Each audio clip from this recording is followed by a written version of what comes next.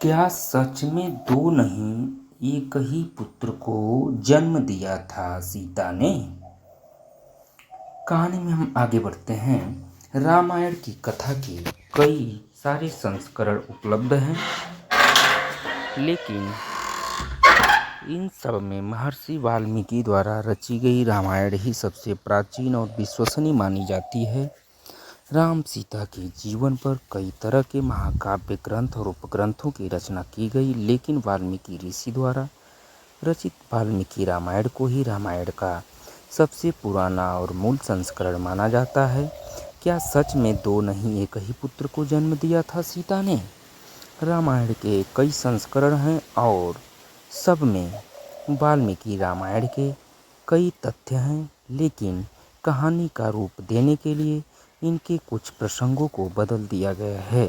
इन सभी ग्रंथों में राम सीता के मिलन से लेकर वनवास और रावण के अंत की कथा अवश्य होती है, लेकिन इसके बीच कई सारी ऐसी कहानियाँ जोड़ दी गई हैं जिनका प्रमाण कहीं नहीं मिलता। सीता के गर्भवती होने की सूचना सीता के गर्भवती होने की सूचना कथा में वर्णन है कि वनवास से वापस अयोध्या आने के बाद श्री राम और सीता जी को पहली बार पता चलता है कि वे माता पिता बनने वाले हैं। सीता के गर्भवती होने की सूचना मिलने पर पूरे महल में खुशियों का माहौल फैल गया। राम के साथ साथ परिवार के सभी सदस्य अत्यंत प्रसन्न थे, लेकिन यह खुशियाँ बहुत देर तक नहीं टिकी। जब यह बात प्रजा तक पहुंची तो लोग सीता को शक की नज़रों से देखने लगे। सीता के चरित्र पर उठे सवाल। जल्द ही यह बात सबको पता चल गई कि सीता जी अपने पति से दूर लंका में रहकर आई हैं, और यह सब जानते हुए भी श्री राम ने उन्हें अपना लिया। लंबे समय तक रावण की लंका में रहने के बावजूद भी सीता जी अयोध्या के महल में सुखी थी, और यह बात वहाँ की स्त्रियों को चुभने लगी। अयोध्या की सभी पत्नियां राम का उदाहरण देकर अपने पति का विरोध करने लगी।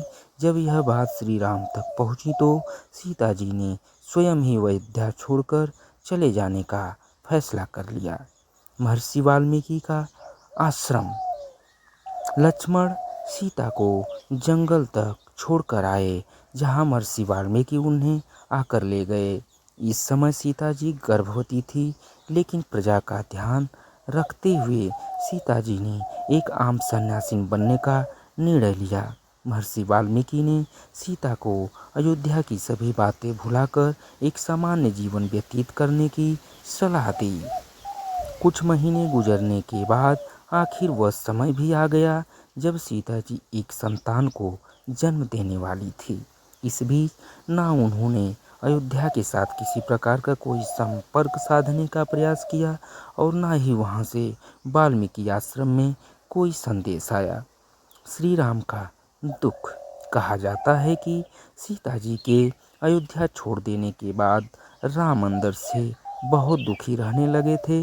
उन्होंने अपना राज्य अच्छे से संभाला, लेकिन सीता की याद उनका पीछा नहीं छोड़ती थी।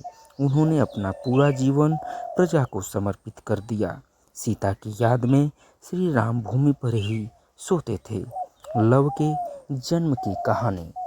कुछ दिन बीतने के बाद वाल्मीकि आश्रम में नन्हे बच्चे की किलकारी गूंज उठी। सीता जी ने एक सुंदर बालक को जन्म दिया। सीता जी द्वारा संतान को जन्म देने की घटना से संबंधित कई कहानियां प्रचलित है। लोक कथाओं के अनुसार तो सीता जी ने एक साथ दो बालकों को जन्म दिया था, लेकिन महर्षि वाल्मीकि द्वारा रची रामायण में इसका उल्लेख नहीं मिलता। ना ही इस बात को कोई प्रमाण दिया जाता है। जिस पुत्र को सीता जी ने जन्म दिया उसका नाम लव रखा गया। लव के जन्म के बाद सीता जी का अधिकतम समय उसके पालन पोषण में गुजरता। आश्रम के अन्य लोग भी उसका ध्यान रखने में सीता जी की मदद करते।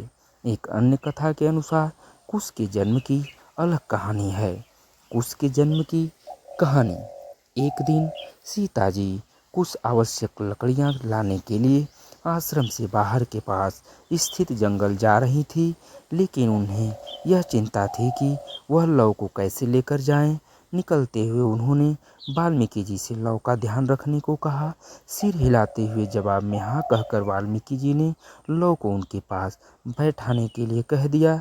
लेकिन जैसे ही सीता जी कुछ आगे बढ़ी तो उन्होंने देखा कि महर्षि अपने कार्य में इतने व्यस्त हैं कि लव की ओर देख भी नहीं रहे।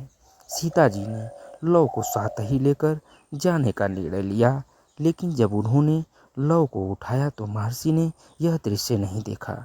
कुछ देर बाद जब महर्षि ने इधर उधर देखा तो उन्हें लव दिखाई नहीं दिया और उन्हें यह भय हुआ कि लव कहीं चला गया होगा या किसी जानवर का शिकार हो गया होगा।